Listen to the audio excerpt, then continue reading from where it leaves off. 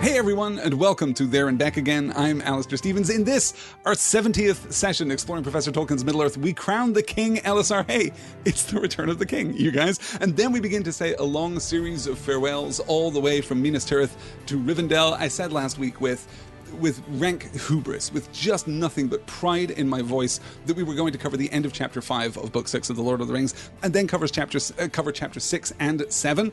We are definitely not going to do that. We're definitely not going to make it all the way through Chapter 6, in fact, but we will pick up next week with the rest of 6 and all of 7 as we draw ever closer to the end of The Return of the King. I have also been reading today about Professor Tolkien's epilogue, so at some point we're going to discuss the unfinished, unpublished epilogue, which I believe is published in the volume of the History of Middle-earth, Sauron Defeated, compiled, of course, by Christopher Tolkien. So I'll see if we can't find a copy of that available online, or the text of the epilogue as it stands available online. And perhaps we'll discuss that before we wrap up with our discussion of the appendices too. More on that at the end of the show, though. Enough hesitance, enough toing and froing. Let's get right into it. We'll pick up in Chapter 5, The Steward and the King, after our discussion of Faramir and Éowyn, which I enjoyed so much last week. But, you know, there are a couple of other things that we need to attend to as well, including, well, Eoreth, the healer. So now there was a wide space between before the walls of Minas Tirith, and it was hemmed in all sides by the knights and the soldiers of Gondor and of Rohan, and by the people of the city and all parts of the land. A hush fell upon all, as out of the host stepped the Dunedain in silver and grey, and before them came walking slow the Lord Aragorn. He was clad in black mail girt with silver, and he wore a long mantle of pure white, clasped at the throat with a great jewel of green that shone from afar. But his head was bare, save for a star upon his forehead, bound by a slender fillet of silver. With him were Éomer of Rohan, and the Prince Imrahil, and Gandalf robed all in white, and 4 small figures that many men marvelled to see. "Nay, cousin, they are not boys," said Eoreth to her kinswoman from Imloth Melwy, who stood beside her. "They are Perian, out of the far country of the halflings, where they are princes of great fame, it is said. I should know, for I had one to tend in the houses. They are small, but they are valiant. Why, cousin, one of them went with only his esquire into the Black Country and fought with the Dark Lord all by himself, and set fire to his tower, if you can believe it. At least that is the tale in the city. That will be the one who walks with our Elfstone. They are dear friends, I hear. Now he is a marvel, the Lord Elfstone. Not too soft in his speech, mind you, but he has a golden heart, as the saying is, and he has healing hands. The hands of the king are the hands of a healer, I said, and that was how all was discovered. And Mithrandir, he said to me, Eoreth, men will long remember your words, and..." But Eoreth was not permitted to continue the instruction of her kinswoman from the country, for a single trumpet rang and a dead silence followed. Then forth from the gate went Faramir with Hurin of the Keys and no others, save that behind them walked 4 men in the high helms and armour of the citadel, and they bore a great casket of black lebethron bound with silver. "Hobbit become legend," says Angela Laree Glowenson, saying Eoreth as annoying as ever. Yes, I don't love the inclusion here of Eoreth, the healer woman. I don't love it because... well, honestly, after our discussions of Éowyn and the response of The Lord of the Rings to its female characters, the perceived response of The Lord of the Rings to its female characters, it does feel a little like we are weighting one side of the scale with regard to the solemnity of women, or the absent solemnity of women, I suppose. But what I do love about Eoreth's discussion here is that we are already seeing the legend take place, as Angela points out here in the chat. We're already seeing the story of Frodo and Sam take form. Why, cousin, one of them went... well, first of all, of course, they are princes of great fame, it is said, right? Is it sad? Is it sad about the hobbits of the Shire that they are princes of great fame? I mean, I'm sure it's sad now. I don't know exactly where that story started, but still, here we are. Why, cousin, one of them went with only his esquire into the Black Country and fought with the Dark Lord all by himself and set fire to his tower, if you can believe it. At least that is the tale in the city. We've embellished Frodo's story somewhat in the 2-week period that he has been asleep under the healing ministrations of Aragorn, the someday very soon King Elessar, in fact. We've embellished his story, we've elaborated a little bit, and we have adopted a suitably mythic tone and a suitably mythic register. The story of Frodo and Sam at the Crack of Doom, the story of Frodo and Sam's journey, really, from leaving Rivendell, certainly after being separated at Parthgallan, and doubly certainly after being separated from Faramir in Ithilien and going first to the Crossroads and then up through the Morgul Vale, of course, up to Cirith Ungol. That story, for all that it has the tone and the register of great and epic myth, is not, in fact, mythic in its construction at all. Frodo is not, as we've said many times before, a conventional hero. And that is observable in one very powerful way, of course, because he doesn't win. at the end. Frodo has endured the challenges arrayed before him, but he has not overcome them. Or, as I made very clear last week, and as I will continue to, this is a bell that I will continue to ring through the rest of our discussion of The Lord of the Rings, Frodo overcame every single challenge but one. It was the last test of his will. There, when the ring was at its most powerful, when the power of Sauron was at its most full, when this power had waxed into a malevolence that threatened to shroud Middle-earth in darkness forevermore, then Frodo's will failed him. But every challenge up until that point, he actually managed to clear with a certain amount of grace, a certain amount of dignity. Corporeal pointing out, I mean, Pippin and Merry are sort of Hobbit princes. I mean, kind of, yes, I suppose, in the aristocratic sense, if not in the feudal sense, I suppose. You're absolutely right, Corporeal. That's a good pull. Mel saying, pretty sure that's exactly how it went down at Mount Doom. Yeah, no, it's pretty close. Random comments asking, why do we think the name Hurin shows up on this slide? The name Hurin shows up on this slide because Professor Tolkien loved recycling names, in effect. Hurin is going to be a little significant later, in fact, in our reading tonight. But yeah, Hurin is...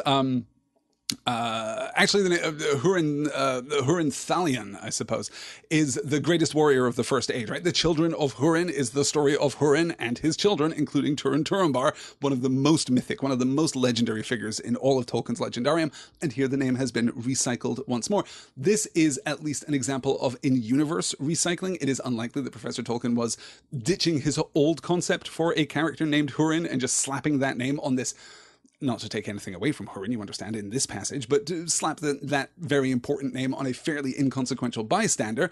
It is just a name that has now entered into the language of Gondor. It has entered into the language of Numenor, I'm sure, coming from the First Age into the Second, and now into the Third, with the transition to Middle-earth and the founding of Gondor and of Arnor Varrig of Khan, saying Tolkien the Recycler, an ecological pioneer.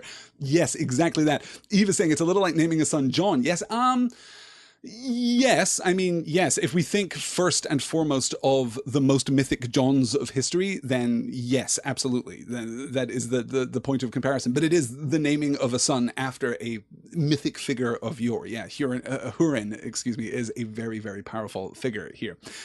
So we have Aragorn coming forth, of course, with Éomer of Rohan, with Prince Imrahil, and with Gandalf robed all in white, and 4 small figures that many men marveled to see. They go forth, and then they are met. Of course, they are received. Forth from the gate went Faramir with Hurin of the Keys, Hurin the Warden of the Keys, the Keeper of the Keys. We don't really know what that means, except that it is implied that he is in some way, the gatekeeper, that this is an honorable position for Hurin of Gondor. But from the gate, Faramir and Hurin come forth. Save behind them walked 4 men in the high helms and armor of the citadel, and they bore a great casket of black lebethron bound with silver. You'll remember that ancient and valuable wood, right? This is the casket that contains the crown. Yes, good.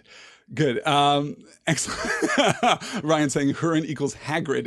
Tempting to make that comparison. Tempting, I'm not going to lie. Yes. Okay, good. So let's move on to the next slide. I just wanted to talk a little about Eoreth because, yes, the depiction is not perhaps as sophisticated as we might like. Though even then, I think the narrative pushes back against the idea that this is asserting anything positive about Eoreth, right? Or that this is a thing to be genuinely celebrated, right? We get that slightly wry, but Eoreth was not permitted to continue the instruction of her kinswoman from the country, right? That's a little wry about Eoreth here, and it's certainly consistent with her characterization as we saw back in the Houses of Healing. But let's talk about something much more important. Let's talk about the names of Aragorn. Faramir met Aragorn in the midst of those there assembled, and he knelt and said, "The last steward of Gondor begs leave to surrender his office." And he held out a white rod, and Aragorn took the rod and gave it back, saying, "That office is not ended, and it shall be thine and thy heirs as long as my line shall last. Do now thy office." Then Faramir stood up and spoke in a clear voice, "Men of Gondor, hear now the steward of this realm. Behold, one has come to claim the kinship again at last. Here is Aragorn, son of Arathorn, chieftain of the Dunedain of Arnor, captain of the host of the west, bearer of the star of the north, wielder of the sword reforged, victorious in battle, whose hands bring healing, the Elfstone, Elessar of the line of Valandil, Isildur's son, Elendil's son of Numenor. Shall he be king and enter into the city and dwell there?" And all the host and all the people cried yea with one voice. As you know, of course, from the preceding 69 episodes of There and Back Again, I am a sucker for the recitation of names, right? You give me an introduction that is all of the names associated with an individual character. Of course, this is not all of Aragorn's names by any means, but it is the most significant ones. These are the names that will define his kingship going forward. Of course, the only one that might stand out there, Elessar, of course, whose hands bring healing, right? Folding back in that idea of the mythic king, right? The hands of the king are the hands of a healer, right? We're bringing back the idea that his kingship, that his authority, that his role, that his identity is beyond doubt at this point. The Elfstone, Elessar of the line of Valandil, Isildur's son, Elendil's son of Numenor, right? The Elessar, of course, is the Gondorian Sindarin word for Elfstone. He has been named by the tongue of his people, as it were, as Galadriel predicted, right, when she gave him the Elfstone in the first place. This is the green gem and the silver setting that he wears in different places, I suppose. Sometimes upon his chest, sometimes clasping his cloak. It's just a brooch, I suppose, in that regard. The name that we may not recognize here is Valandil, Isildur's son, Elendil's son of Numenor.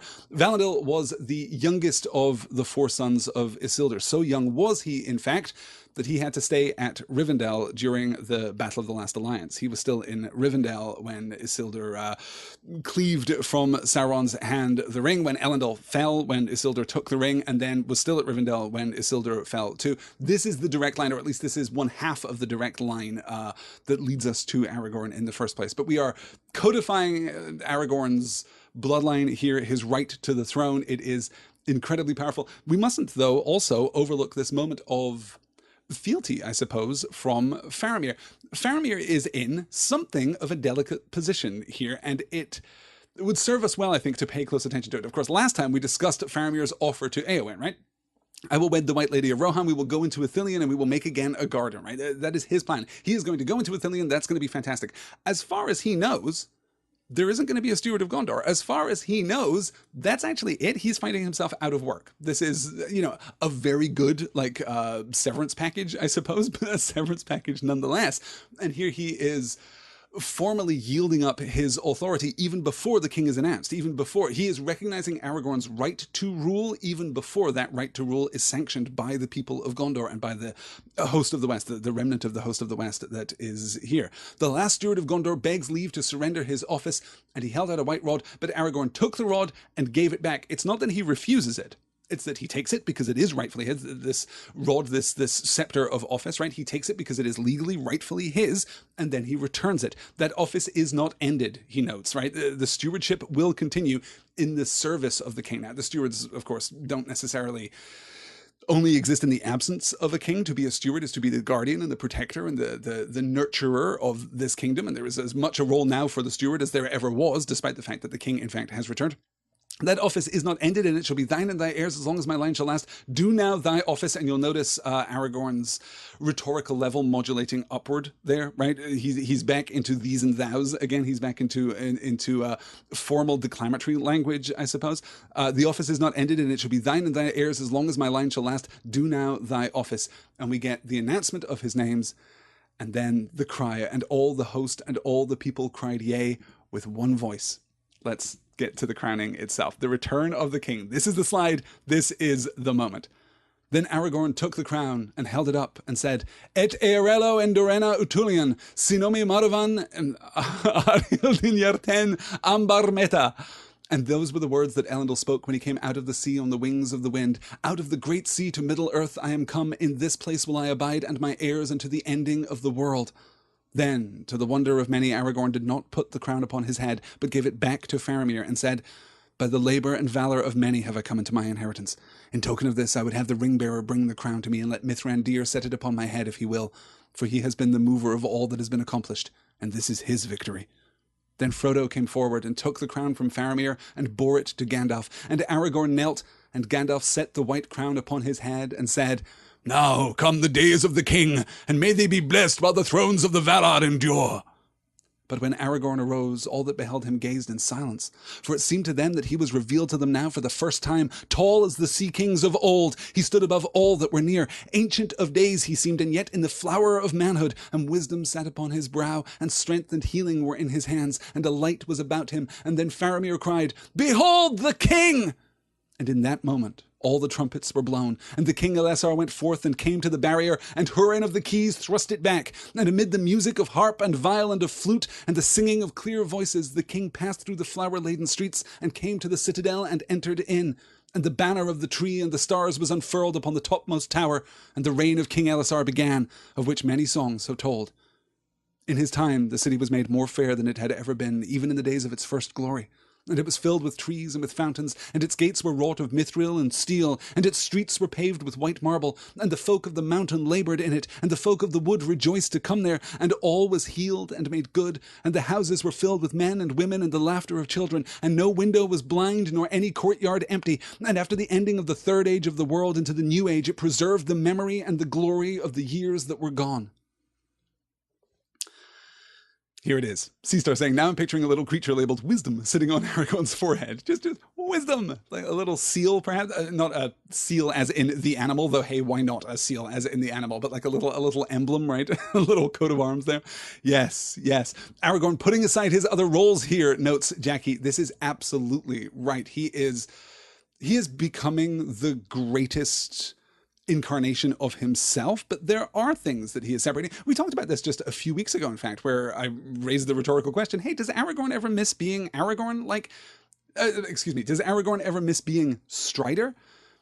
And the answer is possibly yes. There are moments in the text where we can point to particular lines from Aragorn and say, well, yeah, his role is different now. Certainly when he is daunted by the thought of being the king, though never as daunted as he is, of course, in the Peter Jackson adaptation, which is a bold choice for this character, but not perhaps a necessary one. He is now become the fullest measure of Aragorn. He is uncloaked as he has never been uncloaked before, and he has been uncloaked before, right? The passing of the Argonauth, right? We get that moment when Frodo looks back, and suddenly in the back of the boat, it's not Strider sitting there. It's not even the Aragorn that he knows, but no, it is a king of old sitting in the stern of the boat.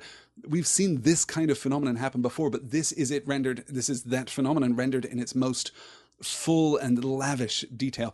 So lavish, in fact, that we break the chronology of the story, which we have done before, right? This is not completely unprecedented in the page of The Lord of the Rings, but this is probably the most powerful and emphatic example of that, right? You can see how that modulates toward the end there. He comes into the citadel and enters in, and the banner of the tree and the stars was unfurled upon the topmost tower, and the reign of King Elessar began, of which many songs have told. Many songs have told of this reign. Like, I am speaking to an audience that is already familiar with this king, even though the audience of this specific book are not familiar with this king as yet, or at least not familiar with the details of his reign. And then we get the explanation. Then we get the shift into historical narrative. In his time, the city was made more fair than it had ever been, even in the days of its first glory. You remember Faramir talking back in Ithilien about what it is that he wants? Faramir gets it. Minas Tirith is restored. It is made once more proud again. The gates will still be of mithril and of steel, but it will be inclusive. We know that it is inclusive because the folk of the mountain labor in it, and the folk of the wood rejoice to come there. All was healed and made good. The houses were filled with men and women and the laughter of children, and no window was blind, nor any courtyard empty. And after the ending of the third age of the world into the new age, it preserved the memory and the glory of the years that were gone. We can note, too, Elendil's words right here at the beginning, right? He's echoing. We get a rare translation of the Sindarin here. We get the direct narrative translation of the Sindarin. In fact, Aragorn echoing the words that Elendil spoke when first he came to Middle-earth. And those were the words that Elendil spoke when he came up out of the sea on the wings of the wind. Out of the great sea to Middle-earth I am come, in this place will I abide, and my heirs unto the ending of the world. And then, much to everyone's surprise, Aragorn does not, in fact, crown himself. He passes the crown back to Faramir and says, no, there's symbolism here. There are important things to be recognized here. This is not a victory won on the strength of my own might, the strength of my own valor, and certainly not on the strength of my own bloodline. Many, many people assisted me. Many, many people helped me get here. By the labor and valor of many I have come into my inheritance. In token of this, I would have the ring-bearer bring the crown to me, and let Mithrandir set it upon my head if he will, for he has been the mover of all that has been accomplished, and this is his victory. So we pass the crown to Frodo, who bears the crown of the king, which is a very significant thing, right? Frodo, once again, bearing a token of enormous power, less magical power in the instance of the crown of the king of Gondor and Arnor, the crown of the reunited kingdom, but still heavily symbolic, still enormously significant for Frodo to bear it. I mean, we can nitpick here, like, a little bit. Maybe Aragorn hasn't heard the whole story, right? In token of this, I would have the ring-bearer bring the crown to me. I would have one of the two ring-bearers now present bring the crown to me, right? We're not talking about Sam, of course. But Sam would... I can't imagine what Sam would do. I can't imagine what Sam would do if tasked with carrying the crown of the returned king to Gandalf. That would be too much for poor Samwise Gamgee, I am sure. And Mithrandir takes it to Gandalf, sets it upon his head. Frodo came forward, took the crown from Faramir, and bore it to Gandalf, and Aragorn knelt, and Gandalf set the white crown upon his head, and said, "Now come the days of the king, and may they be blessed while the thrones of the Valar endure." While the thrones of the Valar endure is an interesting line too, in that it is oddly specific because this is only the third use of the word Valar in The Lord of the Rings. And there are a couple of instances tonight when we are going to call out specific verbiage in the prose of The Lord of the Rings, which is unusual, right? And this is one such example. We've used the word Valor 3 times, including this instance. The first comes from the 4th chapter of Book 4 of Herbs and Stewed Rabbit, when Sam witnesses the battle with between Faramir's man and the Easterlings, Faramir's man and the Oliphants, effectively, right? We get the quote, where is it? Here. Now I need to find it. Where? Cried Damrod to his companion. May the Valar turn him aside. Mumek! Mumek! And then the second example of Valar comes in that famous quote in chapter 5 of book 5 with the charge of Theoden King, right? Fey he seemed, or the battle fury of his fathers ran like new fire in his veins, and he was borne up on snowmen like a god of old, even as Orome the Great in the battle of the Valar when the world was young. 3 times we've made reference to the Valar.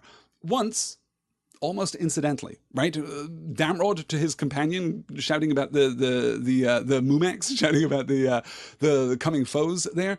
That is an understated use of the word Valar. But of course, this is the association that we expect. This is the mythic association that we expect. So for all that we have been talking about the Valar and the Maiar, for all that we have been talking about the cosmological underpinnings of Professor Tolkien's creation, it doesn't intrude into the text so terribly much, right? For all that we have talked about Manwë, for all that we have talked about Ulmo, for all that we have talked about mysterious winds and you know, the fortuitous happenstances of eucatastrophe, the Valar have not intruded upon the text of The Lord of the Rings as much as we might expect.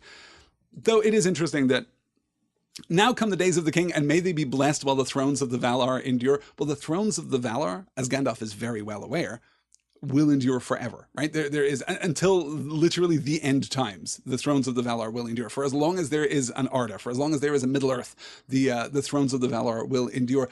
And the king will be blessed in that time, right? Now come the days of the king, may they be blessed. So he's not blessing the king himself, but the time of the king, may they be blessed while the thrones of the Valar endure. This is striking and powerful, and a real statement about what is coming next, the kind of thing that we'll observe in the final stanza of this reading. Yeah, good. Let me see. Corporeal saying is while the Valar's throne, Corporeal says is while the Valar's throne lasts supposed to imply infinite time, like while the stars shine, or to imply a specific end to all things must pass, a la the elves. The latter. There is a finite schema to the creation of Arda, but it is forever. I mean, it is while there is a world, let this be the case. Yeah. That's certainly my reading. Anyway, yeah. Liana saying, interesting thought. It's possible, but I don't know if Tolkien literally meant infinity. Yeah, I don't think that he was infinite within the frame of the world, right? That this shall pass too. That there will not be a world without this, but time is still finite. Time is still bounded, right? There is still a limit to the song sung by the Ainur back at the beginning of creation. Yeah. Good. All right. Let's keep going. I suppose the king has returned, but we have to keep pushing on. This is just, it's so powerful. It's so wonderful. The beginning of the reign of King Elessar is just fantastic. Oh, I guess we should talk too about Aragorn being uncloaked, since I made reference to that. I drew attention to that. But when Aragorn arose, all that beheld him gazed in silence, right? So Gandalf cries out, now come the days of the king, and may they be blessed while the thrones of the Valar endure, right? This call for applause. This is what Gandalf is doing. Like, this is the neon signs are blinking, applause. But everyone is silent because Aragorn gets back to his feet, and it seemed to them that he was revealed to them now for the first time. Tall as the sea kings of old, he stood above all that were near.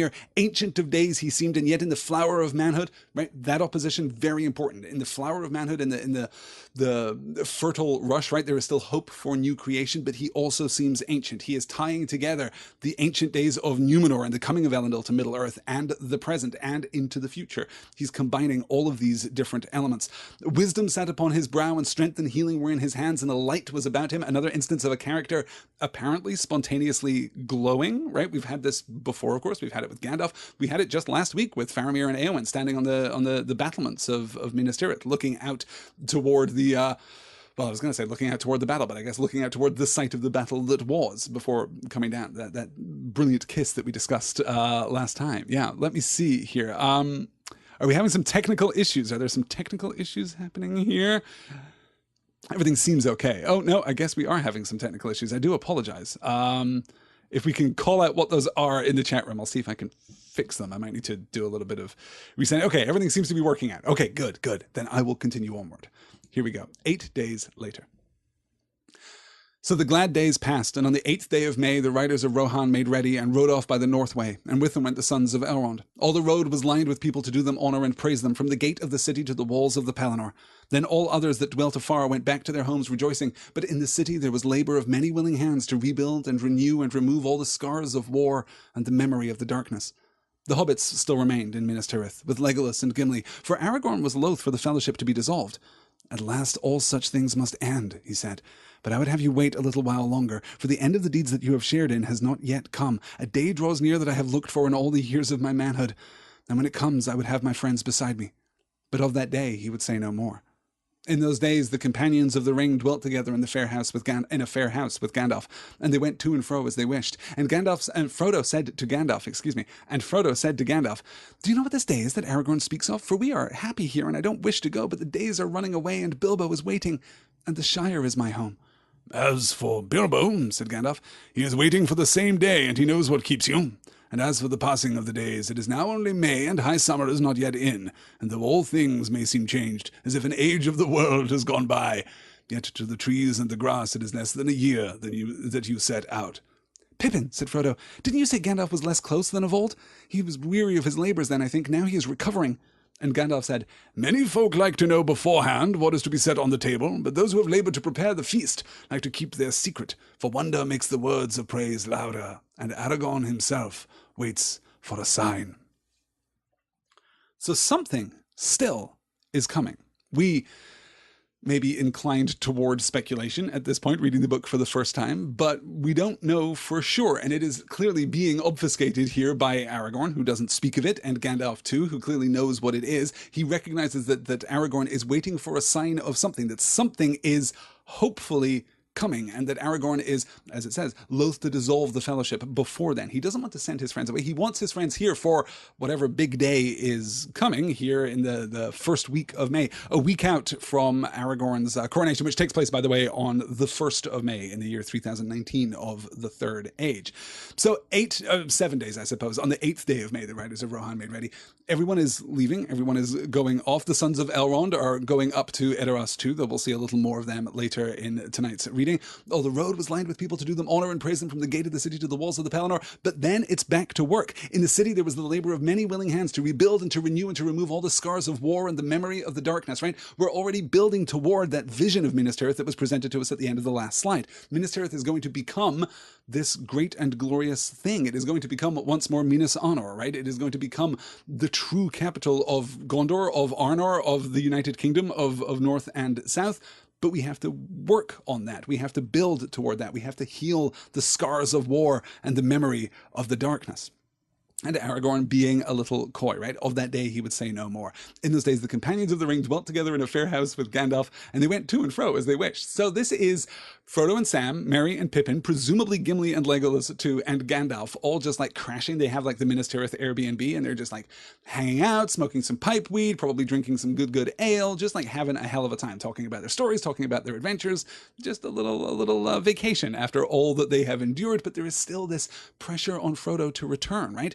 What is it that is driving Frodo at this point? Do you know what this day is that Aragorn speaks of? For we are happy here, and I don't wish to go, but the days are running away, and Bilbo is waiting, and the Shire is my home. Frodo is feeling that tug. He is happy here, like I take him at his word. He is happy here in Minas Tirith, but this is not his home. This is a temporary respite, and he is perhaps eager to resume his journey. He is eager for the and back again part of his journey, the part that he never expected, the part that he, oh, Jackie's saying, I think they're staying at Imrahil's place. Oh, Imrahil definitely keeps like a little pied-a-terre in Minas Tirith, right? When he's up from Dol Amroth for like the weekend, he comes up for, to take in a show and to have dinner at one of Minas Tirith's fantastic restaurants, right? He comes up, he has a little swanky apartment. Why am I imagining this like it's something that would be built by or designed by Don Draper, right? I'm imagining this like super sharp 60s modern, I guess I'm thinking one half Don Draper and one half James Bond. That is definitely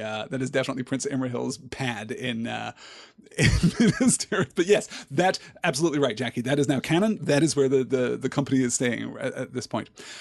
And we get a little playfulness too from Frodo. And this is important because we're going to note Frodo's transition, Frodo's arc, I suppose, from basically this point, from the moment that he awakens back at Aragorn's camp, right? From the moment that he awakens through to the very end of the book, we're going to be tracking a very different kind of arc for Frodo. And here we see a Frodo who is playful. By all accounts, Frodo is back. By all accounts, Frodo is boisterous and hobbitish, and he is his old self again, with one solitary exception that we've noted so far, which is that moment of hesitation about taking a sword, right? He just doesn't want to wear a sword, and he pushes back against it, opting instead for the barrow blade until Sam absolutely insists that he wear Sting. This, though, is classic Frodo. This is OG Frodo here. As Gandalf is pushing back, right? It is now when he may, and high summer is not yet in, and all the things, and though all things may seem changed, as an age of the world has gone by, yet to the trees and the grass it is less than a year since you set out. And there are readers of the book thinking, it's been less than a year? Are you sure? That's insane. Pippin, said Frodo, didn't you say that Gandalf was less clothes than of old? He was weary of his labours then, I think. Now he is recovering, right? A little pointed jab at Mithrandir here. It's very great. It's very charming. It's very hobbitish. And Gandalf, of course, reducing this whole the rhetorical level upon which we find ourselves, right? Reducing the grandeur of Minas Tirith to something that hobbits are going to be very familiar with. He is transitioning into a hobbity turn of phrase here. Many folk like to know beforehand what is to be set on the table, but those who have laboured to prepare the feast like to keep their secret, for wonder makes the words of praise louder. And Aragorn himself waits for a sign.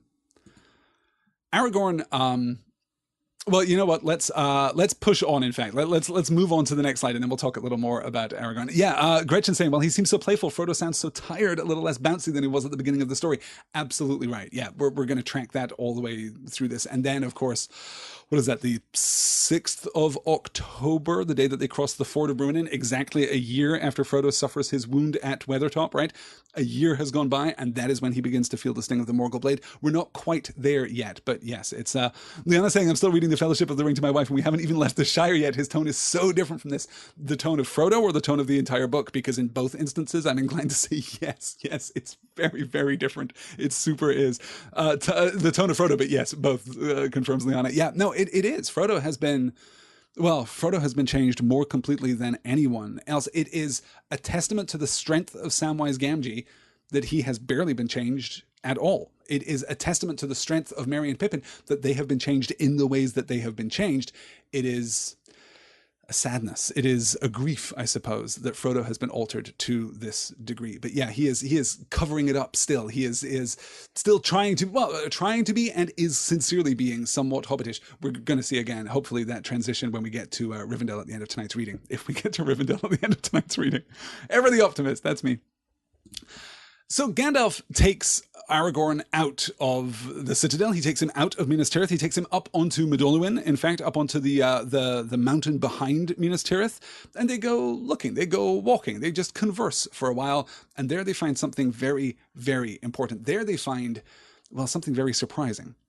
And Gandalf said, "This is your realm, and the heart of the greater realm that shall be.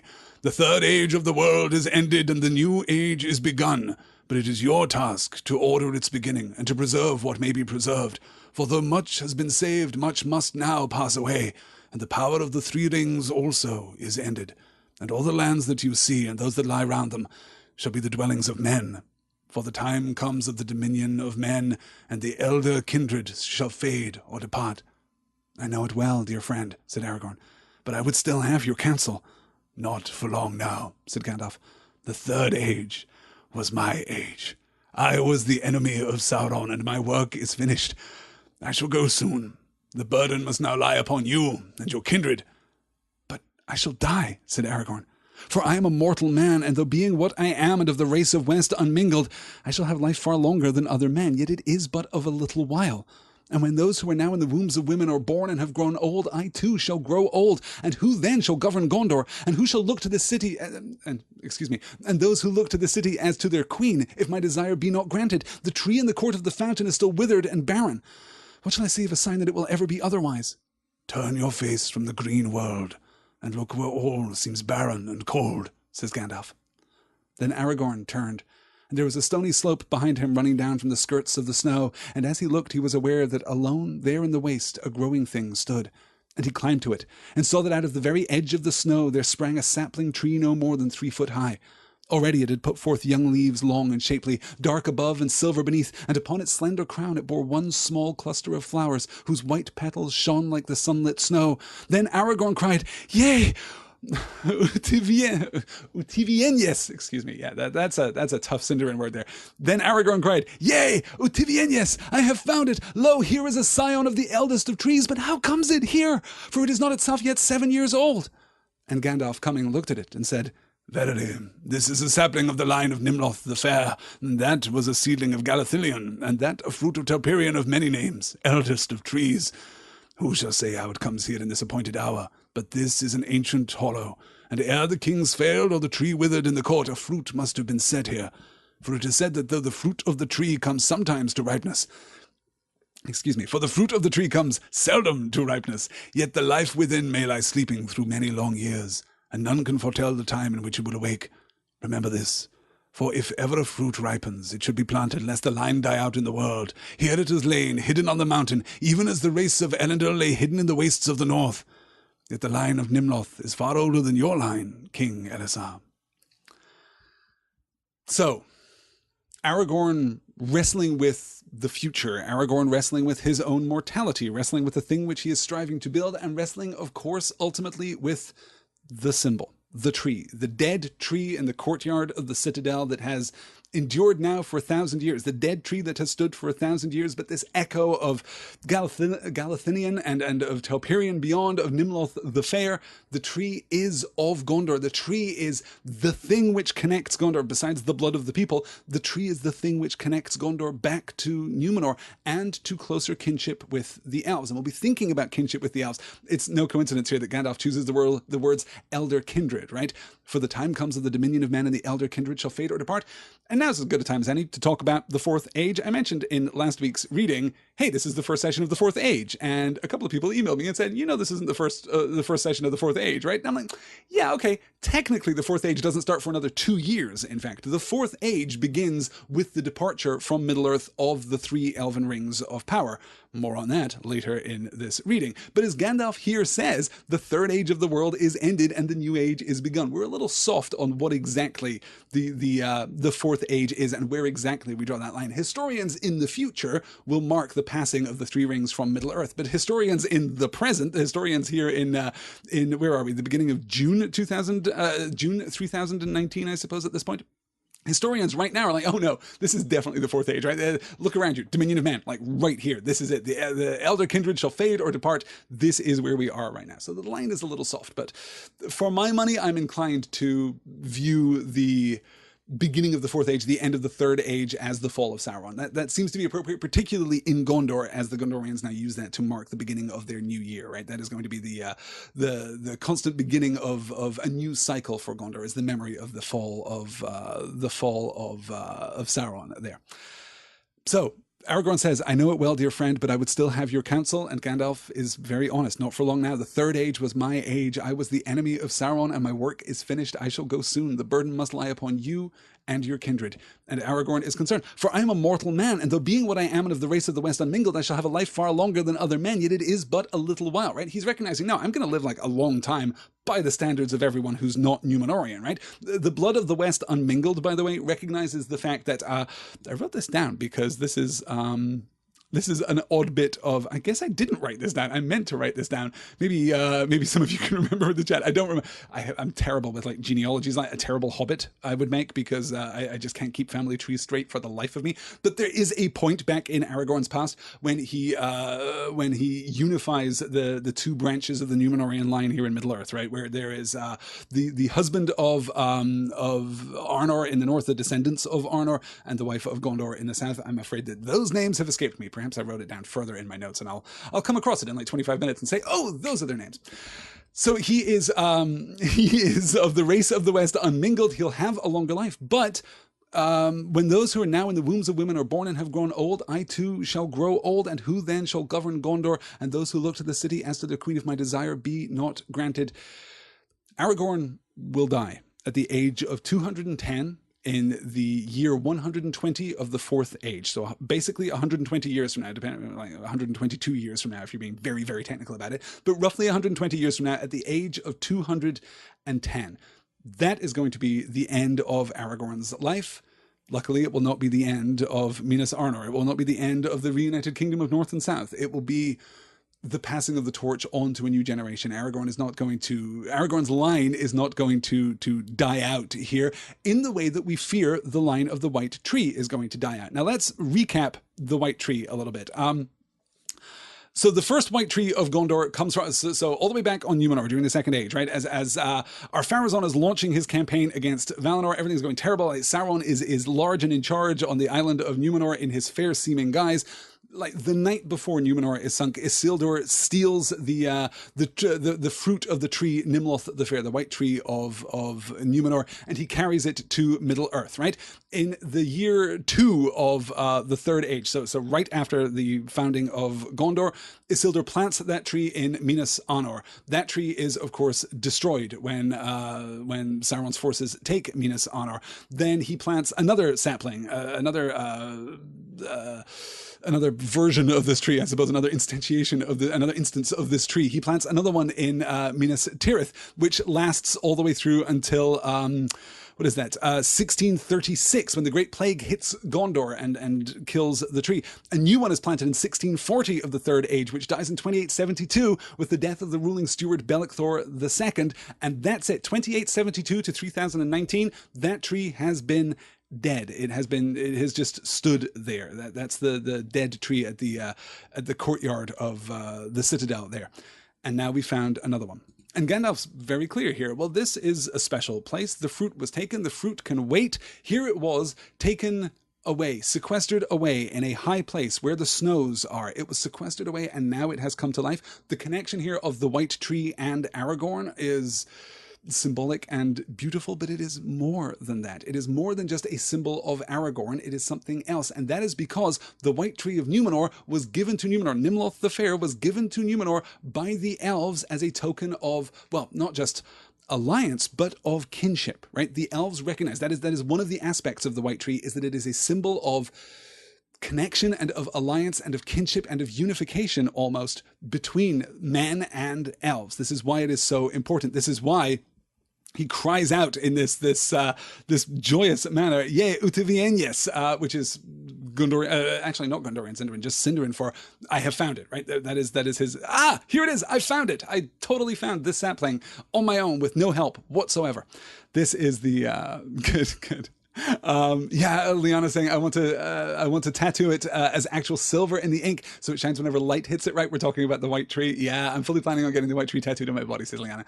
Yeah, me too. Like the White Tree is in fact, as I've shown before here, I received this. Let me cancel the slide just so I can show you this, because it is one of my favorite possessions in the entire world. Here's my little bookmark that was given to me from Joseph Shannon and his wife Trudy all the way in New Zealand. It is just gorgeous. Yeah, I would definitely have that. Like that's one of those things. I'd have that before I had, like, I don't know what from Harry Potter, like a Deathly Hallows symbol or something. Yeah, I'll definitely go with the White Tree of Numenor. Okay, let's keep pushing on here. So this is the symbol that Aragorn has been waiting for. Unbeknownst to us, of course, this is the symbol that Aragorn has been waiting for. He has been waiting for a sign that something is going to happen or that something is not going to happen.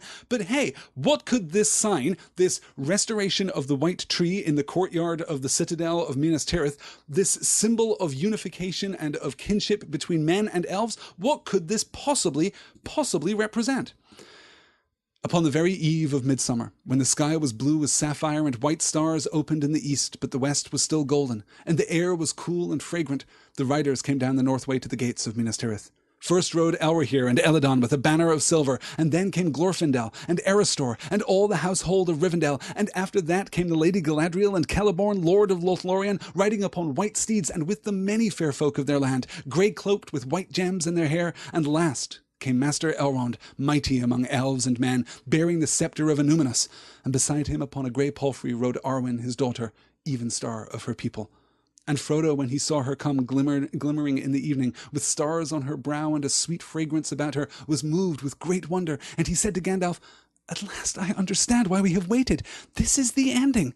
Not day only shall be beloved, but night too shall be beautiful and blessed and all its fear pass away." Then the king welcomed his guests, and they alighted, and Elrond surrendered the sceptre and laid the hand of his daughter in the hand of the king. And together they went up into the high city, and all the stars flowered in the sky. And Aragorn the King Elessar wedded Arwen and Domiel in the city of kings upon the day of midsummer, and the tale of their long waiting and labours was come to fulfilment. This is what Aragorn has been waiting for. He has been waiting for the coming of Arwen to Minas Tirith. He's not sure, like he doesn't know if this is going to happen. Is he going to be able to wed his love, like this woman that he has loved for all his long life, or is this just not, in fact, going to work out? But then the elves come. Upon the very eve of midsummer, when the sky was blue as sapphire and white stars opened in the east, but the west was still golden, like this is the moment. Starlight and sunlight, like this is perfect. This is the melding of the age of man and the age of elves, right? The elves bring with them the starlight. The elves love the starlight because for so long, of course, starlight was the light of the elves. That was all the light that there was in the world. The elves dwelt beneath the stars long before there was a sun and moon to illuminate the heavens. So they dwell there under the starlight, and and of course, over here in Eladon, right, the sons of Elrond there with the banner of silver, Glorfindel and Erestor and all the household of Rivendell, Galadriel and Celeborn, Lord of Lothlorien. I like that Celeborn gets his little Lord of Lothlorien, in case you'd forgotten. Like, you're not going to forget who Galadriel is, but you may have forgotten who Celeborn was, right? So Galadriel is there. And also Celeborn, the Lord of Lothlorien, remember?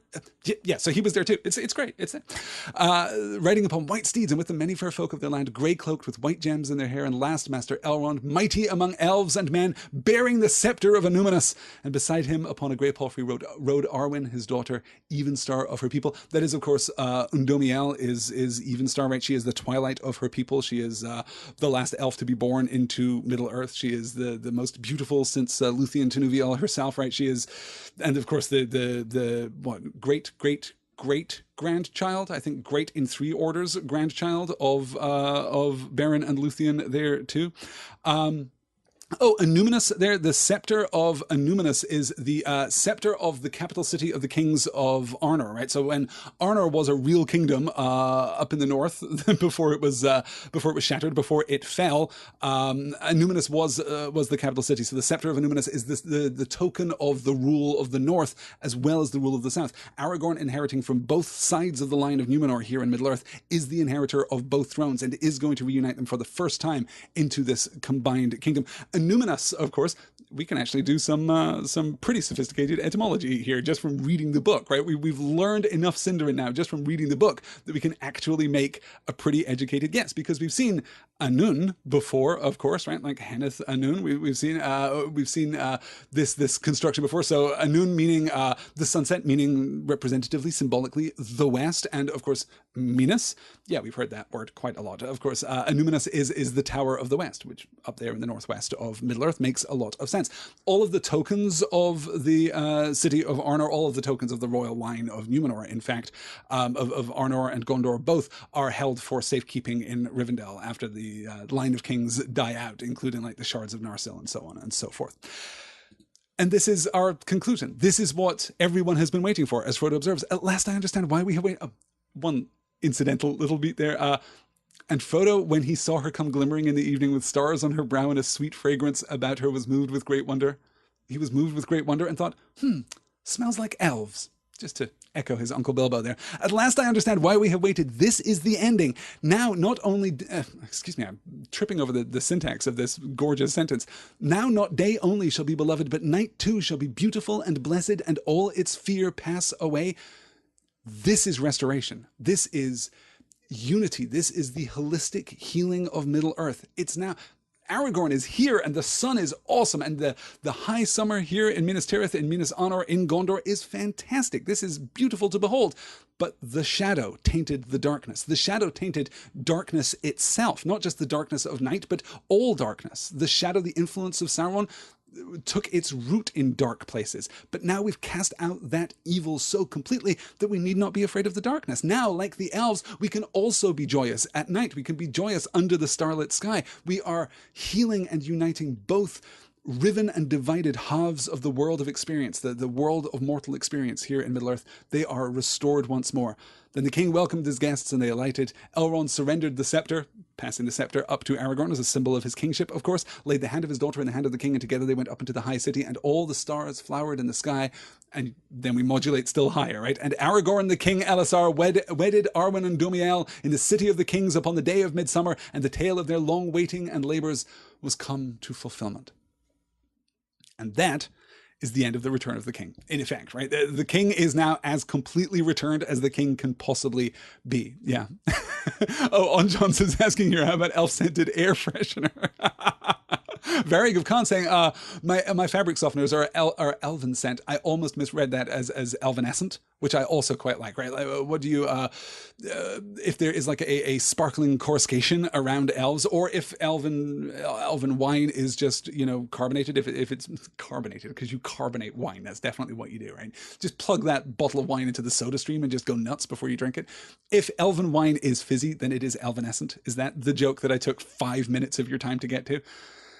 It's been a long day, and it's very hot here in Oklahoma City, as I may have mentioned previously. So with all of that done, let's get into our next chapter, chapter 6. I was, remember, originally going to cover 2 more chapters after this. It was hubristic thought. When the days of rejoicing were over at last, the companions thought of returning to their own homes. And Frodo went to the king as he was sitting with the Queen Arwen by the fountain, and she sang a song of Valinor while the tree grew and blossomed. They welcomed Frodo and rose to greet him, and Aragorn said, "I know what you have come to say, Frodo. You wish to return to your own home. Well, dearest friend, the tree grows best in the land of its sires, but for you in all the lands of the West there will ever be a welcome. And though your people have had little fame in the legends of the great, they will now have more renown than many wide realms that are no more." "It is true I wish to go back to the Shire," said Frodo, "but first I must go to Rivendell. For if there could be anything wanting in a time so blessed, I miss Bilbo. And I was grieved when among all the household of Elrond I saw he was not come." "Do you wonder at that, Ringbearer?" said Arwen. "For you know the power of that thing which is now destroyed, and all that was done by that power is now passing away.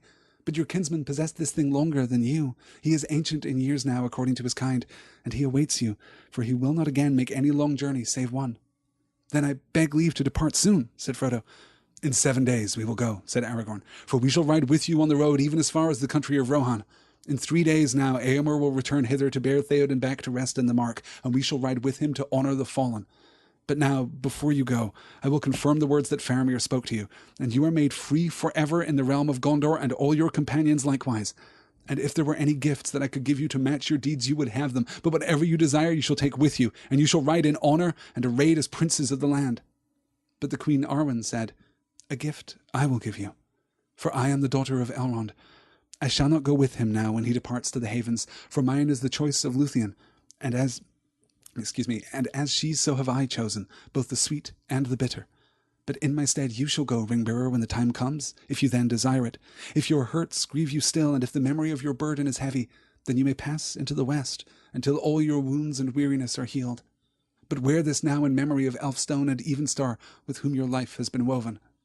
And she took a white gem like a star that lay upon her breast, hanging upon a silver chain, and she set the chain around Frodo's neck. "When the memory of the fear and the darkness troubles you," she said, "this will bring you aid." Jackie saying in the chat here, Arwen gets it, you guys.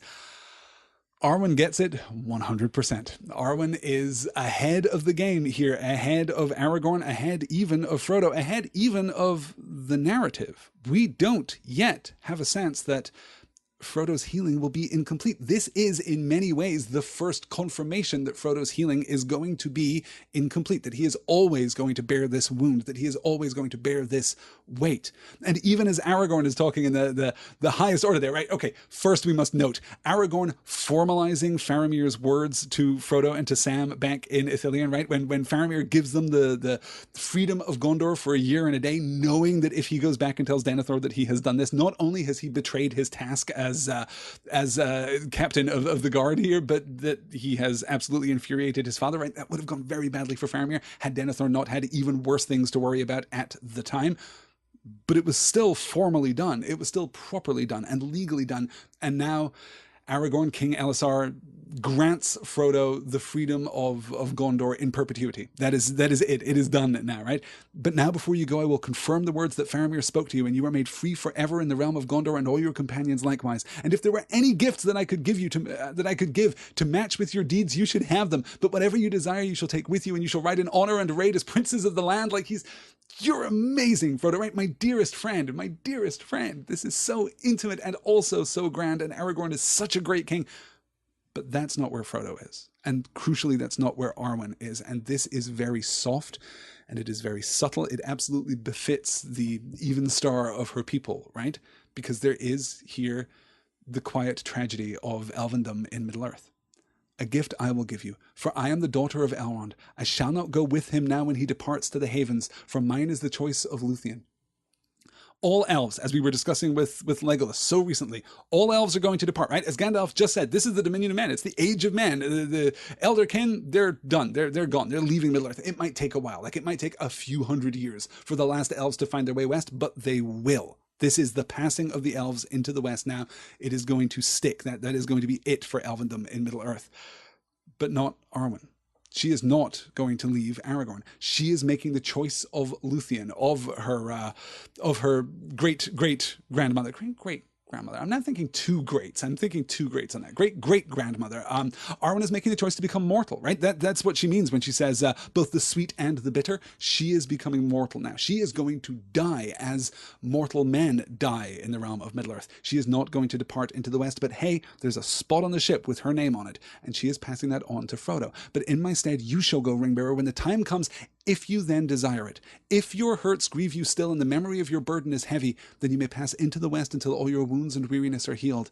But wear this now in memory of Elfstone and Evenstar with whom your life has been woven, right? So she gives him the white gem on the silver chain that she hangs around his neck, right? In memory of another chain that he wore around his neck for a very long time that was a great weight and a great burden. This is going to be a token of healing. It is going to be a token of restoration. When the memory of the fear and the darkness troubles you, this will bring you aid, she says. But much more importantly, Frodo, you can go into the west. If at some point your wound, your suffering, your burden becomes too much, you can go into the west. And even now, she's framing this as a possibility, right? If this should happen, if you so desire it, if you feel this way. But she's laying out Frodo's path in a way that not even Frodo can recognize right now. Since we're doing this, since we're moving into the end of the book, I guess we're catching up with our characters here. So Aragorn, as I said, dies in the year 120 of the Fourth Age. After he dies, Arwen departs from Minas Tirith and goes to Lothlorien, which is at that time abandoned. It is abandoned. It is deserted. It is wild once more. So she goes to Lothlorien and she stays there a while until in the following year 121 of the Fourth Age, she dies and is buried at Cairn Amroth, the hill there in Lothlorien. So this is foreshadowing all that we're going to get from... oh, what a great acknowledgement. Jackie saying, sounds so much like her grandmother Galadriel here. Yes, she absolutely is. And Shane observing, Arwen becoming queen does a very royal thing, giving a gift like a king or queen would. Yeah, it's so powerful. And it's so subtle, right? On Johnson saying here, I have no memory of Arwen telling Frodo this. This is such a cool moment. No, it's because it's so understated. Like, if you are not following along here, like if you're not reading very carefully, if you are one of those readers that gets to, yay, the Return of the King, flip, flip, flip, flip, flip, ooh, the Shire, flip, flip, flip, flip, flip, and that's the end of the book, right? If you are one of those readers, and there are lots and lots and lots of those readers out there, if you are not inclined to carefully read this long denouement, then there's a lot that you are going to miss. God, there's infeasible amounts of stuff that you're going to miss, which is why tonight's session is so jam-packed and why we have simply so many slides to cover. We'll note here too. So we're going to return home. We get the beat here from Arwen too about Bilbo aging, that he is not going to make another long journey, save one. Again, she knows what that journey is, but we're not there yet. Then I beg leave to depart soon, said Frodo. In 7 days we will go, said Aragorn, for we shall ride with you far on the road, even as far as the country of Rohan. In 3 days now, Eomer will return hither to bear Theoden back to rest in the Mark, and we shall ride with him to honor the fallen. So we are going to go. Everyone is going to travel together. We'll be together just a little longer. Another week, and we'll move on. Let's, what is the next? Okay, so we, yeah, this is where I've, believe it or not, actually cut some slides that I was going to talk about. So we depart from Minas Tirith with the funeral escort of Theoden King on July the 22nd. All of this time has passed, right? We picked up in April, and now we are in the last week of July, in effect, right? So we depart from Minas Tirith with the funeral escort of Theoden on July the 22nd. And before we move into the next slide, we need to go back a ways first. We need to look at 3 excerpts previously in The Lord of the Rings. 3 scenes with Éomer and Gimli talking about Galadriel, of course. The first comes from, the first 2, in fact, come from The Riders of Rohan, the 3rd chapter in Book 3. I'm not going to read these. These will be either present on the screen for you right now or present in the packet. But you'll remember the sparring that we've had between Gimli and Éomer as we've moved through this book, right? Then Éomer, son of Éomen, 3rd Marshal of Rivermark, let Gimli the dwarf Glowing Son warn you against such foolish words. You speak evil of that which is fair beyond the reach of your thought, and only little wit can excuse you. And then later in that same scene, of course, as they take their parting, Éomer cries out, farewell, and may you find what you seek. Return with what speed you may, and let our swords hereafter shine together. I will come, said Aragorn. And I will come too, said Gimli. The matter of the Lady Galadriel still lies between us. I have yet to teach you gentle speech. And then we cut all the way ahead, like 3 chapters later in The King of the Golden Hall. We're still getting this quarrel between the two of them. As Éomer calls out, "Hail, Gimli, Glowing Son!" he cried. I have not had time to learn gentle speech under your rod as you promised. But shall we not put aside our quarrel? At least I will speak no evil against the Lady of the Wood. And Gimli replies, I will forget my wrath for a while, Éomer, son of Éomen. But if you ever chance to see the Lady Galadriel with your eyes, then you shall acknowledge her the fairest of ladies, or our friendship shall end. All of this is foreshadowing, of course, of this. I love throughout this chapter, we get these really short scenes where we're just taking care of business, and they're all just gorgeous. This is it. In 3 days, as the king had said, Éomer of Rohan came riding to the city, and with him came an Ered of the fairest knights of the Mark. He was welcomed, and when they sat all at table in Merathrond, the great hall of feasts, he beheld the beauty of the ladies that he saw, and was filled with great wonder. And before he went to his rest, he sent for Gimli the dwarf, and he said to him, Gimli, Glowing Son, have you your axe ready? Nay, lord, said Gimli, but I can speedily fetch it if there be need. You shall judge, said Éomer, for there are certain rash words concerning the lady in the golden wood that lie still between us, and now I have seen her with my eyes. Well, lord, said Gimli, and what say you now? Alas, said Éomer, I will not say that she is the fairest lady that lives. Then I must go for my axe, said Gimli. But first I will plead this excuse, said Éomer. Had I seen her in other company, I would have said all that you could wish. But now I will put Queen Arwen Evenstar first, and I am ready to do battle on my part with any who deny me. Shall I call for my sword? Then Gimli bowed low. Nay, you're excused for my part, lord, he said. You have chosen the evening, but my love is given to the morning, and my heart forebodes that soon it will pass away forever. He starts saying, I roll at people discussing who's more beautiful as if beauty was at all objective. I bet many people would agree with me that Gollum is beautiful, for example. I'm sure Gollum is just lovely, just lovely. And Jackie laughing. Sorry, Gimli, Éomer marries Imrahil's daughter, who probably looks more like Arwen than Galadriel.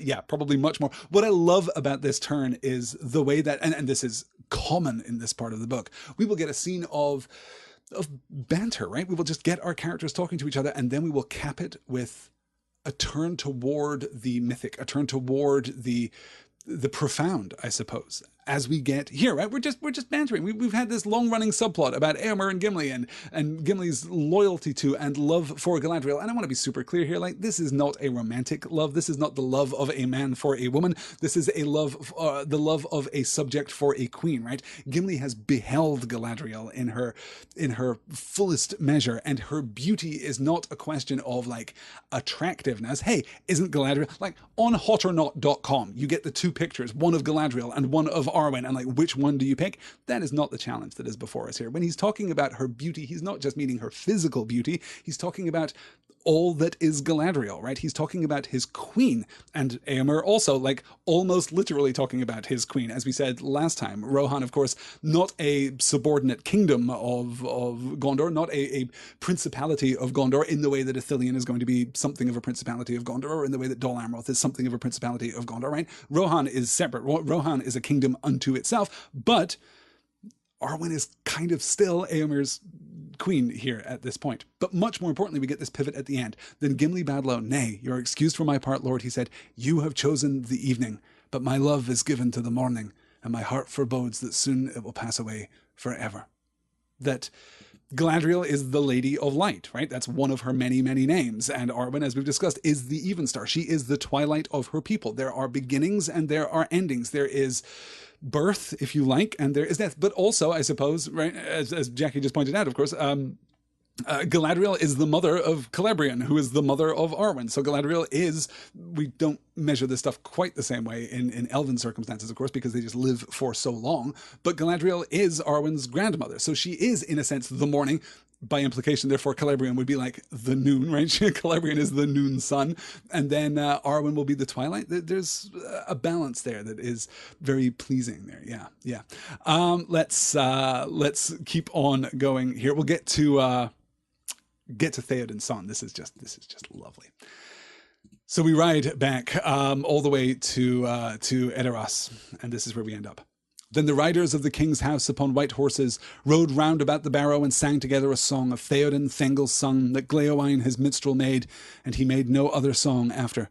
The slow voices of the riders stirred the hearts, even of those who did not know the speech of that people. But the words of the song brought a light to the eyes of the folk of the mark as they heard again afar the thunder of the hooves of the north and the voice of Eorl crying above the battle upon the field of Celebrant, and the tale of the kings rolled on, and the horn of Helm was loud in the mountains until the darkness came, and King Theoden arose and rode through the shadow to the fire and died in splendour, even as the sun returning beyond hope gleamed upon Mindolluin in the morning. Out of doubt, out of dark to the day's rising, he rode singing in the sun, sword unsheathing, hope he rekindled and in hope ended, over death, over dread, over doom lifted, out of loss, out of life, into long glory. But Merry stood at the foot of the green mound, and he wept. And when the song was ended, he arose and cried, Theoden King, farewell! As a father you were to me for a little while. Farewell. On Johns is saying, I'm tearing up here. Theoden is my favorite. Theoden, obviously one of my favorites too. And this is just, breathtaking, just breathtaking. We'll note here the Rohirric bard Gleowine or Gleowine, if we like either the Anglo-Saxon or we like the English, the anglicized Anglo-Saxon. All right. I'm leaning toward Gleowine here. Professor Tolkien is pretty consistent with his diacritical marks, so I would expect there to be a little acute above the E there if it was Gleowine. So we'll say Gleowine here. The song of Theoden, Thengel's son, that Gleowine his minstrel made, and he made no other song after. This is it. This is the end of his career. What is this song? Well, the slow voices of the writer stirred the hearts, even of those who did not know the speech of that people. Right? Remember Merry hearing the words and the songs of the Rohirrim and being caught up in them, like recognizing fragments of language, but still being moved by the content, even if he couldn't understand it directly. But the words of the song brought a light to the eyes of the folk of the mark as they heard again afar the thunder of the hooves of the north, the voice of Eorl crying above the battle upon the field of Celebrant, right? This is the coming of Eorl the Young from the north. We are telling the whole damn history of Rohan. We are telling the whole history of the Rohirrim here, from the coming of Eorl to the tale of kings rolled on, and the horn of Helm was loud in the mountains, right? Helm's Deep. We're cutting back to that story until the darkness came and King Theoden arose, and the darkness upon King Theoden, right? The darkness in Methazeld, I think, which is broken by King Theoden arising, and rode through the shadow to the fire and died in splendor, even as the sun returning beyond hope gleamed upon Mindolluin in the morning. And then we get the actual verse. I would love this entire song, but then we get the actual verse. And of course, we're echoing in this verse Eomer's verse, his spontaneous poetry that he cries out when he is in his moment of despair, right? When we see the black ships of the Corsairs of Umber coming up the Anduin, and he believes that it's all done. Stern now was Eomer's mood, and his mind clear again. He let blow the horns to rally all men to his banner that could come thither, for he thought to make a great shield wall at the last, and stand and fight there on foot till all fell, and do deeds of song on the fields of Pelennor, though no man should be left in the west to remember the last king of the mark. So he rode to a green hillock, and there set his banner, and the white horse ran rippling in the wind. And then we get the verse. Out of doubt, out of dark to the day's rising, I came singing in the sun, sword unsheathing. To hope's end I rode, and to heart's breaking. Now for wrath, now for ruin, and a red nightfall. So you see how Gleowine here takes those first two lines and completely recontextualizes them, right? Yes, out of doubt, out of dark to the day's rising, I came singing in the sun's sword unsheathing. This is a song of fury for Éomer, right? I came out of dark and I came out of doubt and I came with my sword and I was ready to throw down. To hope's end I rode and to heart's breaking, now for wrath, now for ruin and a red nightfall. But that is not the legacy of Theoden King. That is not why he fell. Out of doubt, out of dark to the day's rising, he rode singing in the sun's sword unsheathing, right? We're echoing those lines once more. But hope he rekindled, and in hope ended, over death, over dread, over doom lifted, out of loss, out of life, unto long glory. Theoden came out of the dark. He came out of the doubt to the day's rising with the sun. You remember that gleam of sun on his shield as he rides, and the grass around him all aflame, the light coming for the first time now that the clouds of the dawnless day are being torn apart by the wind from the south. Here he rides, and he doesn't carry just light, but he carries hope. Hope he rekindled, and in hope ended. In that moment, he recharged the Eoreds that he had riding with him, right? He recharged in his charge. He restored hope to the men of the Rohirrim, to the men of Gondor. He was a beacon of light in that moment. Hope he rekindled, and in hope ended. His was a valiant death, over dread, over doom lifted, out of loss, out of life, unto long glory. And then we collapse back down again, right? We've got this fantastical, we've got the great kind of paratactical structure of Rohirric history in that first paragraph there. Then we get the verse, which is Anglo-Saxon verse, so we're not getting the rhyme and the rhythm in quite the same way, but we're getting that brilliant alliterative structure of this verse. And then we come all the way back down. But Merry stood at the foot of the green mound, and he wept. And when the song was ended, he arose and cried, Theoden King, farewell. As a father you were to me for a little while. Farewell. That's it. That's the goodbye to Theoden King. We just keep on saying goodbye to people here. It's just stunning. I don't think that I mentioned actually that Gleowine's name means friend of music, that Gleo means music, or harp music in particular, and wine means friend, right? We're going to see wine again actually in gosh, that's the very next slide. Let's do this. Haha, look at this. It's like it's all coming together. When the feast was over, excuse me. When the feast was over, those who were to go took leave of King Éomer. Aragorn and his knights and the people of Lorien and de Rivendell made ready to ride. But Faramir and Imrahil remained at Edoras, and Arwen Evenstar remained also, and she said farewell to her brethren. None saw her last meeting with Elrond her father, for they went up into the hills and there spoke long together, and bitter was their parting that should endure beyond the ends of the world. At the last, before the guests set out, Éomer and Éowyn, I'll stress that properly. At the last, before the guests set out, Éomer and Éowyn came to Merry, and they said, farewell now, Meriadoc of the Shire and Holdwine of the Mark. Ride to good fortune and ride back soon to our welcome. And Éomer said, kings of old wound have laden you with gifts that have... the problem here is that I have my slides on a smaller screen than usual, so it's more difficult for me to read them, and that's why I think I'm stumbling over them so much. And Éomer said, kings of old would have laden you with gifts that Owain could not bear for your deeds upon the fields of Mundburg. And yet you will take naught, you say, but the arms that were given to you? This I suffer, for indeed I have no gift that is worthy. But my sister begs you to receive this small thing as a memorial of Durnhelm and of the horns of the Mark at the coming of the morning. Then Éowyn gave to Merry an ancient horn, small but cunningly wrought, all of fair silver, with a baldric of green, and writes had engraven upon it swift horsemen riding in a line that wound about it from the tip to the mouth, and there were set runes of great virtue. This is an heirloom of our house, said Éowyn. It was made by the dwarves, and came from the hoard of Scatha the Worm. Eorl the Young brought it from the north. He that blows it at need shall set fear in the hearts of his enemies, and joy in the hearts of his friends, and they shall hear him and come to him. Then Merry took the horn, for it could not be refused, and he kissed Éowyn's hand, and they embraced him, and so they parted for that time.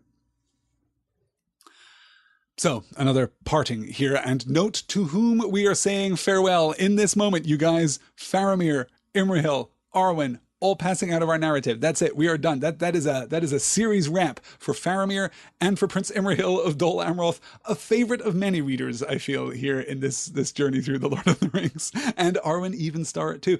None saw her last meeting with Elrond. The ambiguity there, I think, the ambiguity there is almost not ambiguous. This is not last in the sense of, for now, This is not the last before they say farewell. This is their last meeting. This is the last time that Arwen speaks with her father.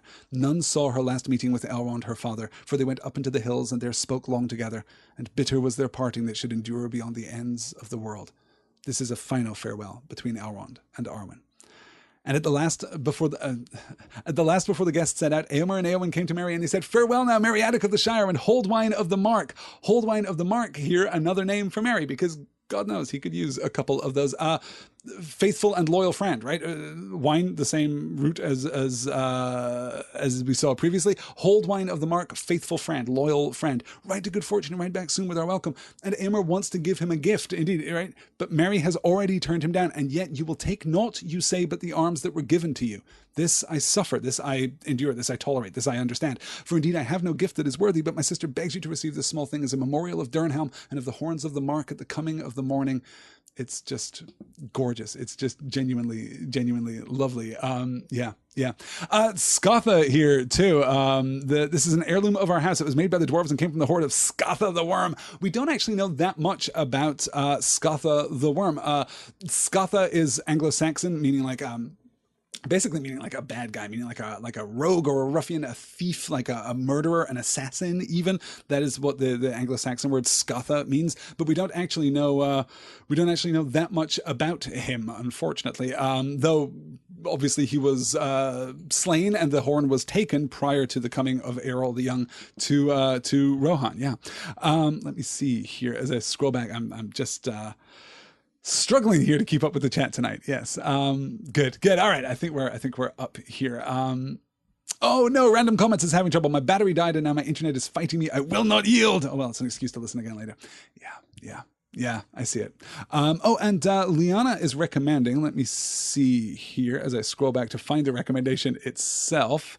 Liana is recommending a piece of poetry. The albums that Christopher Lee did with the official Tolkien ensemble for the entire Lord of the Rings. Yes. You can find those. I think they're streaming certainly on Google Music, which is my preferred music streaming platform. But I think you can find them elsewhere on the internet. They may even be on YouTube. But yes, it's gorgeous. Varrig of Khan, you pronounce it Shatha. I think it may well be the case that you would pronounce it Shatha. As I've said before, my Anglo-Saxon pronunciation not that great, and I tend to slip into that Latinate Sindarin pronunciation that we get, which where we're using always hard C's, nothing but hard C's all the way through. Okay, let's keep pushing onward. Let me see if I can, since I now have 10 minutes left in tonight's session, let me see if I can. Okay, well, we can do one more slide. That's perfect. We'll do one more slide because you guys, it's time to get back to another fan favorite character. Yes, we're saying goodbye to Faramir. We're saying goodbye to Imrahil. We're saying goodbye to Arwen. They are dropping out of the narrative at this point, but we do have a moment with an old friend here.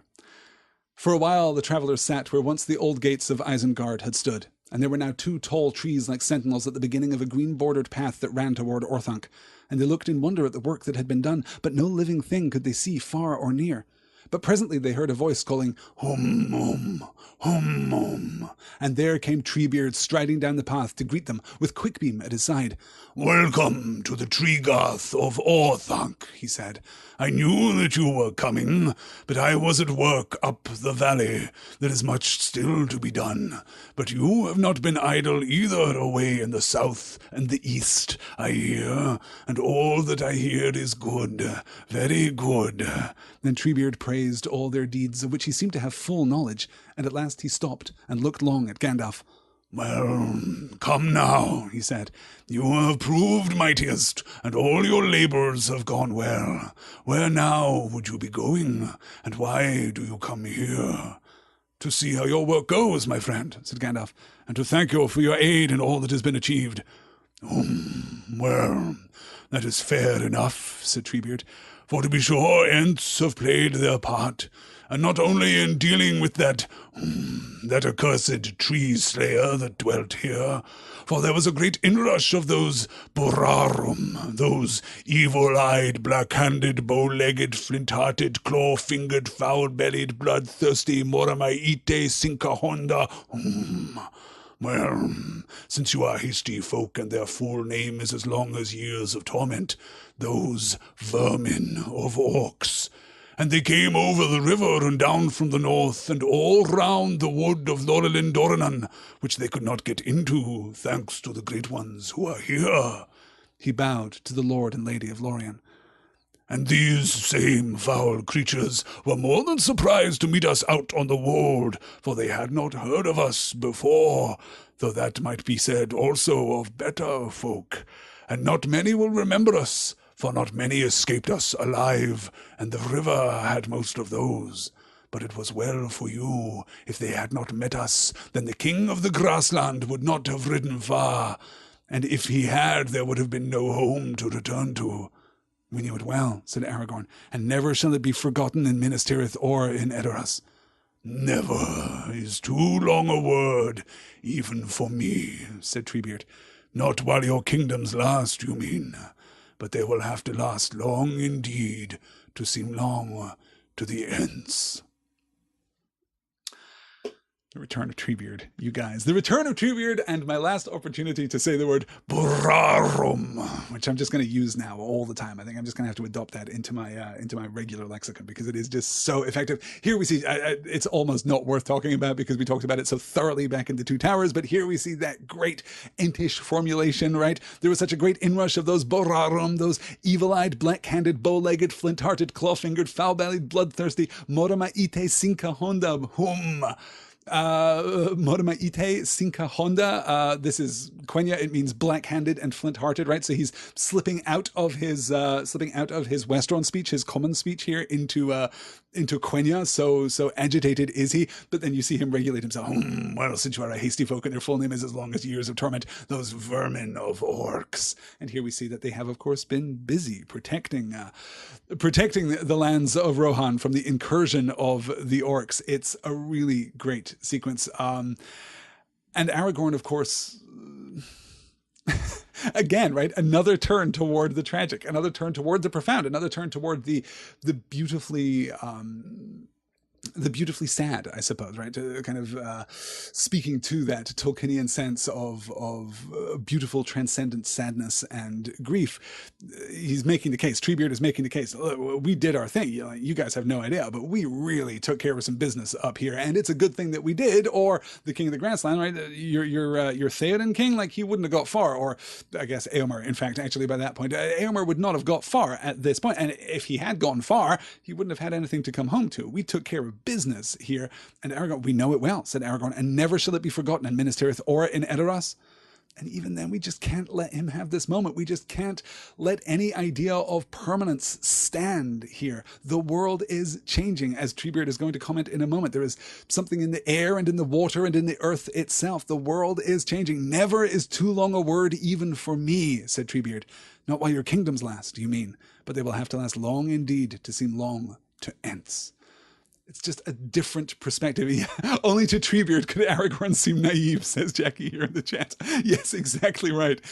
It's so beautiful. It's so profound. And you guys, we're going to do one more, in fact, because we can't not. I'm not going to stop here when we have still greater tragedies to address here as we talk about what has happened to Saruman. Like, what has happened to Saruman? And Treebeard gives us this very carefully orchestrated past tense account of Saruman in Orthanc, but it turns out that Saruman has left. Like a week ago he left, and Treebeard instructed Saruman to lock up before he left.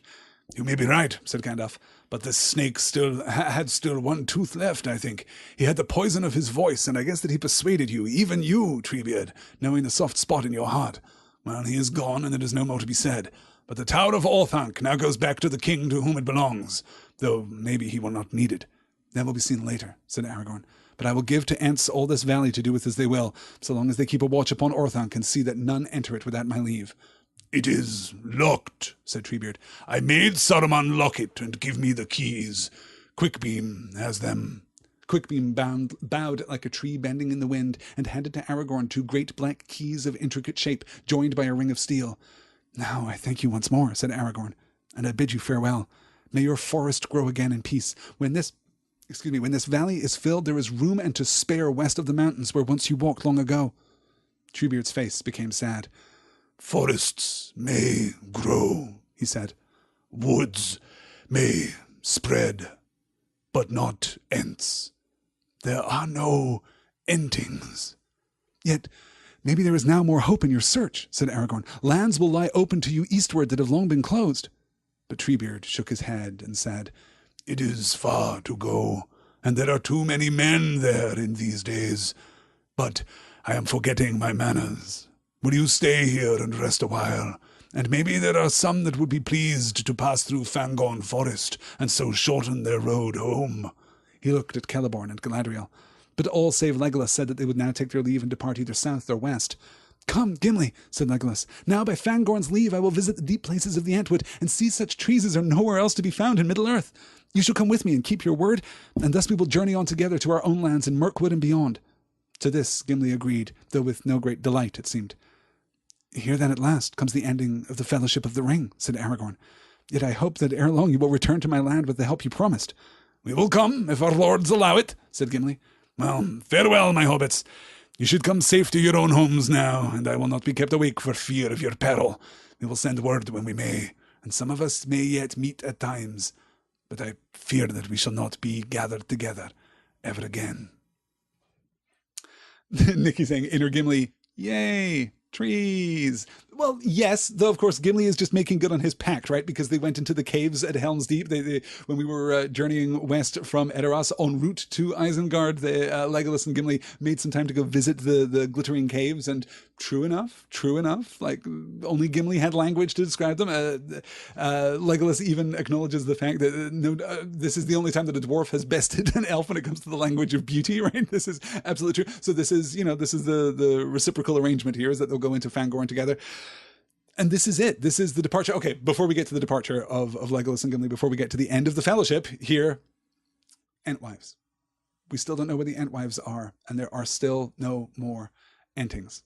The world is changing. Forests may grow, woods may spread, but not Ents. There are no Entings. And Aragorn has hope. Yet maybe now there is more hope in your search. Lands will lie open to you eastward that have long been closed. Like, we know that you couldn't cross the river. Like, we know that it was bad over there for like a good long while. But those lands are now open again. Those lands are going to be safe again. You can go and you can look and you can maybe find them.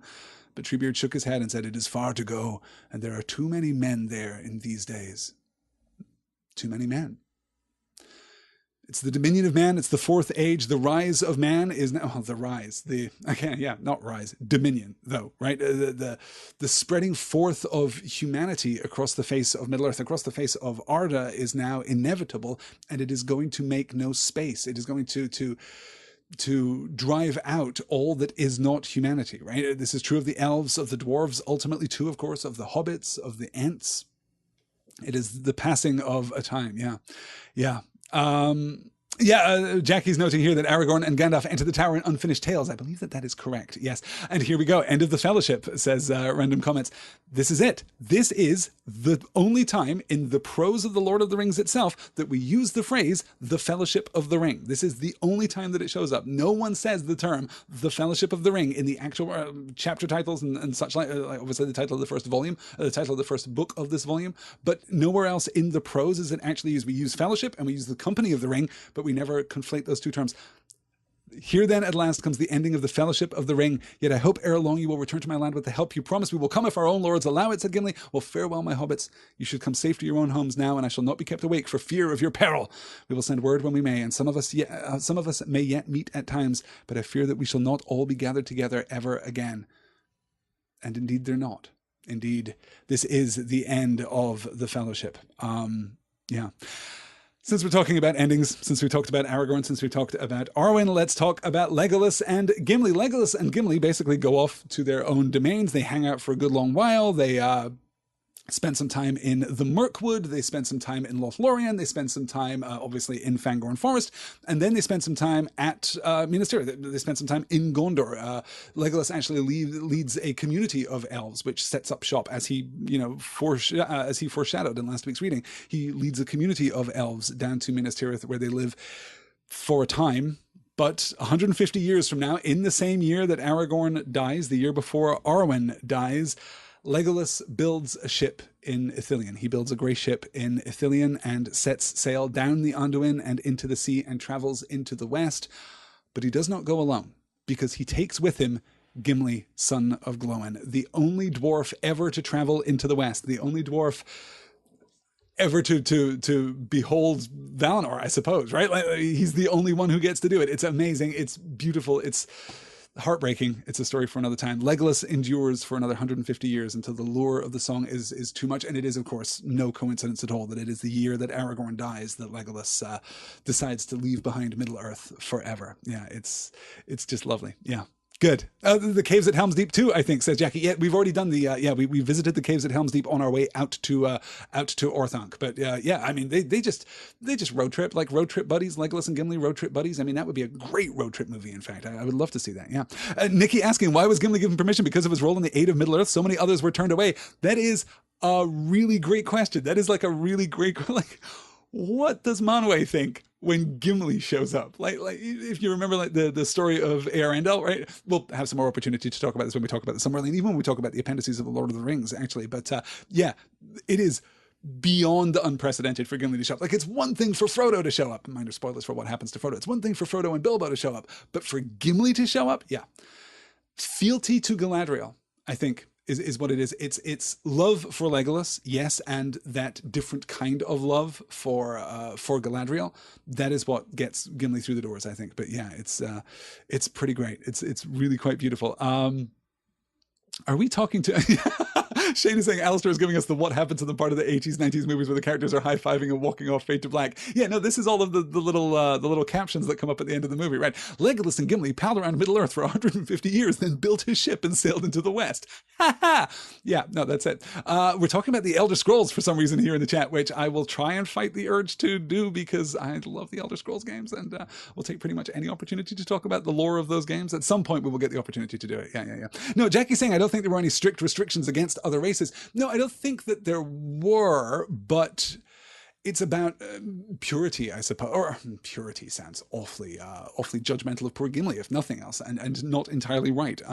Well, you know what? We'll talk about Valinor. We'll talk about the sailing into the west when we get to the Grey Havens in just a couple of weeks' time. In fact, we made some pretty good progress tonight. I'm not at all dissatisfied with the amount of progress that we made. We've saved just a little bit of Treebeard for next week. Let me close that slide so that I can skip ahead and show you what we will discuss next time. Okay, I guess we did actually have quite a few slides left to go. So we will cover the rest of this, and you know what? This is actually incorrect. This is just fine. I didn't update my slide. This is terrible. I do apologize. I was too busy pulling from the text. This is what we're going to cover next time. We'll definitely cover the rest of Chapter 6. We'll cover Chapter 7, Homeward Bound, which really is a very short chapter. We may even begin Chapter 8, The Scourging of the Shire, though I hold out no great hope that will be the case. I think what we're going to do is cover... that is going to be 10 p.m. Eastern, 9 p.m. Central next week. That is July the 26th, I should say. The following week, we will cover The Scouring of the Shire and The Grey Havens. Possibly we might get through both. Depends how much we cover. We may have to take a whole extra week to do that. What we may do, in fact, is add in an extra week. So we will do probably The Scourging of the Shire on August 2nd, probably The Grey Havens August 9th, something like that. Then we are going to spend 2 weeks on the appendices. We're going to spend a whole week on Appendix A, and then we're going to spend a week on the other appendices. I'm just going to cherry pick out of the other appendices because there's no narrative, or there are fragments of narrative, but there's a lot of other stuff in there too that is not going to be well suited for this kind of discussion. Then we'll maybe do like a final Q&A for The Lord of the Rings. Then we'll maybe take a skip week. We'll maybe take a little vacation here on There and Back Again. And then we're going to talk about the movies. We're going to take 12 weeks to go through all 6 movies. It's going to be pretty fantastic. It's going to be pretty huge. We're going to have the opportunity to talk about The Hobbit again. Random comment saying, don't want to always be that guy, but can we do the animated films? I don't know the animated films nearly as well as I should. I'm not against it. Yes. Are they freely available? Is the Rankin Bass animated movie freely available? If it is, then it would seem churlish not to do it, right? It would seem weird not to do it. We might even talk a little about the audiobook adaptations, one of which I've been listening to just recently, the full cast recording, which is pretty great. So yes, all of that is to say that we have lots more discussions. I think that probably means we're going to end up doing 4 more sessions on the prose of the novel itself than a couple of weeks on the appendices. That's pretty much how that's going to work out. You guys, it has been an absolute pleasure talking with you all this evening. I am over time, so I'm afraid I just have to wrap it up there. But I hope that you all have a fantastic week. I hope that you're all keeping cool wherever you are, except Rhea, you're in Australia, I guess. So do you have to keep warm there now? Is it terrible there this time of year? I have no idea. I don't know where in the continent you are. I know that there are many differing climates down there. But yes, I hope you stay warm, cool, as appropriate, right, through the course of the next week. I hope that you all drink your Entish drafts appropriately and in good measure. I will talk to you all again very soon. Until then, take care. And fly, you fools!